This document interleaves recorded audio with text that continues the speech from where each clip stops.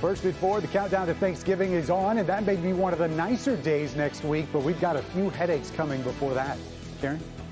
Also first at 4, an Oakland County school forced to close early today. Why the district was taking precautions and what comes next. Paula. Well, a man who was so desperately down on his luck pulls himself up by the bootstraps and actually develops a way to spread kindness around the globe. And here's a clue. These stories and more are happening right now on Local 4, First at 4.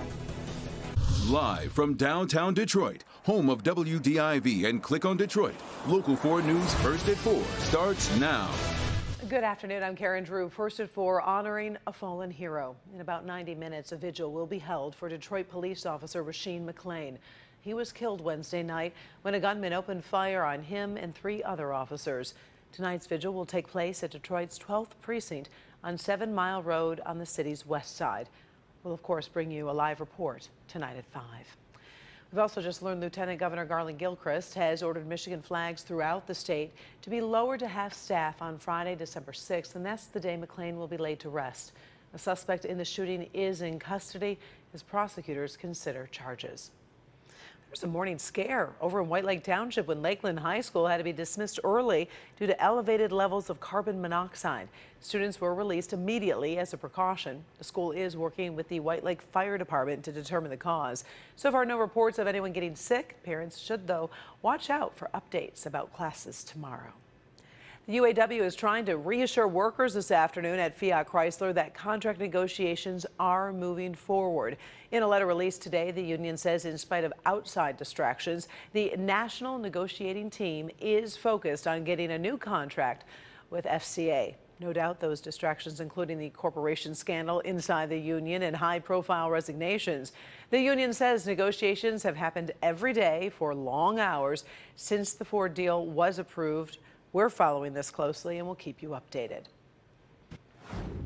Were you able to enjoy the weather today? We're getting a little break from those colder than normal temperatures, but you definitely need to keep a close eye on this week's holiday travel forecast. Ben, what's in store? Yeah, going into Thursday, Karen, it's going to be the biggest problem, and depending on what part of the area or the country you're going to, it's going to be a little bit of a different story. Tonight, we're looking at dry conditions. That's going to be the least of our concerns, but starting tomorrow, or I should say Wednesday morning, high wind watches have been posted for parts of several states here in the upper Midwest, and that does include central and western Michigan. This area here, it could be seeing gusts of up to 60 miles per hour. That is severe thunderstorm strength. So if you've got plans taking you on 94, 96 to the west on Wednesday, you'll want to hang on for timing on those winds coming up.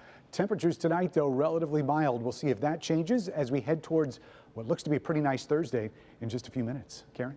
All right, thank you, Ben. We could see a big shakeup in the Democratic race for president as 2 newer candidates start making their moves. Today, former Massachusetts Governor Patrick was at a Politics and Eggs event today in New Hampshire. He is one of the late entries into the race. Meantime, billionaire Michael Bloomberg has started a campaign blitz with new commercials in key states. One of those states is Michigan. New at 5, we'll take a closer look at what it means that your vote is being targeted before 2019 is even over. Buckle up, 2020 is going to be huge. That story at 5. While the public impeachment hearings have wrapped, there is still work to be done behind closed doors. The House Intelligence Committee continues to gather evidence as it works on a summary of its findings. Committee Chair Adam Schiff has not ruled out the possibility of more witnesses. The Judiciary Committee will determine if articles of impeachment should be drawn up, and if so, House leaders plan an impeachment vote before Christmas. If it passes, it moves to the Senate, which will consider if President Trump should be removed from office. First at 4, we're on top of stories making headlines all around the world this Monday. We start with an historic election in Hong Kong. For the first time since anti-government protesters pushed back against Chinese rule, pro-democracy candidates won a majority of local council elections, effectively routing candidates who supported Beijing authority. Now, although local councils only involve local district matters, the results and heavy voter turnout prompted Hong Kong's leader to say she will seriously reflect on the implications. Search is underway right now across Germany for the thieves who broke into a restored palace in Dresden and made off with dozens of diamonds and other gems, including rubies emeralds and sapphires. Some German news sources say the loss may be in the hundreds of millions of dollars. The collection was created back in the 1700s. Here at home, many of us are thinking about giving thanks this week. One local man has come up with an idea to make sharing gratitude a year-long exercise. It's a new business that could help spread good feelings all over Metro Detroit. So let's bring in Paula Topman. So Paula, how is this going to work?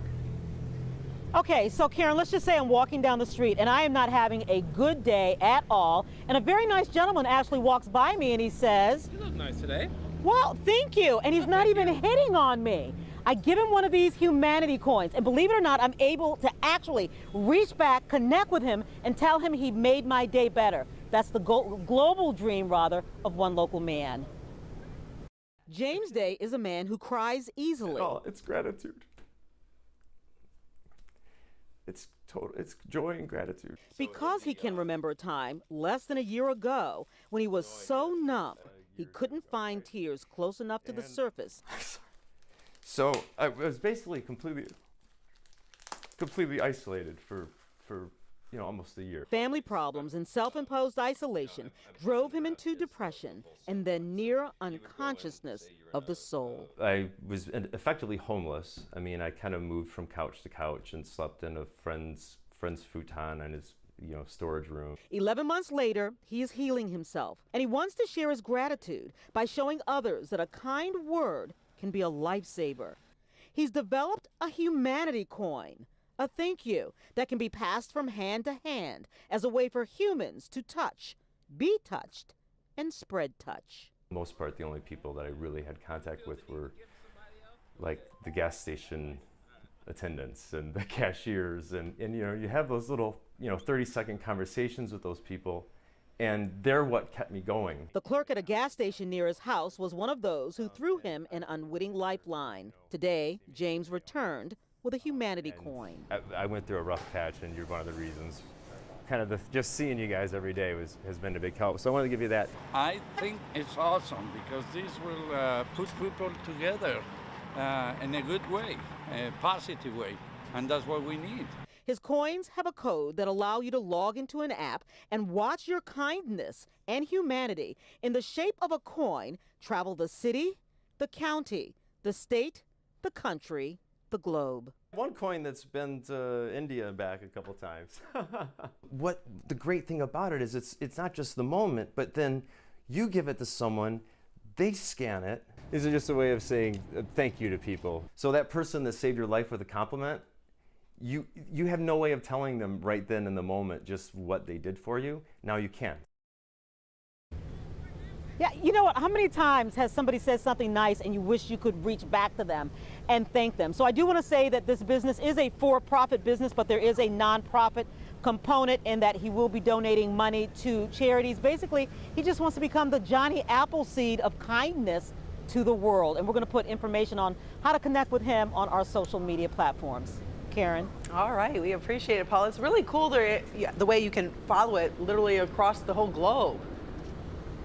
Yeah, that's a cool component. It definitely is. All right, thank you, Paula. Still ahead. First at 4, 2 struggling retailers are trying to raise their games on Black Friday. Plus, a reminder about cyber safety if you shop online. But first, Dr. McGeorge is here. Hey Karen, sibling rivalry is not just for kids. The holidays can expose competition and jealousies between grown-ups. I'll look at possible trouble spots and some advice that could help families cope. First, the story behind this deer airdrop. It's not something you see every day, and it will all make sense after the break. Taking the stress out of Thanksgiving dinner, the local spot offering gourmet to go with more than 60 different options. Tasty Tuesday.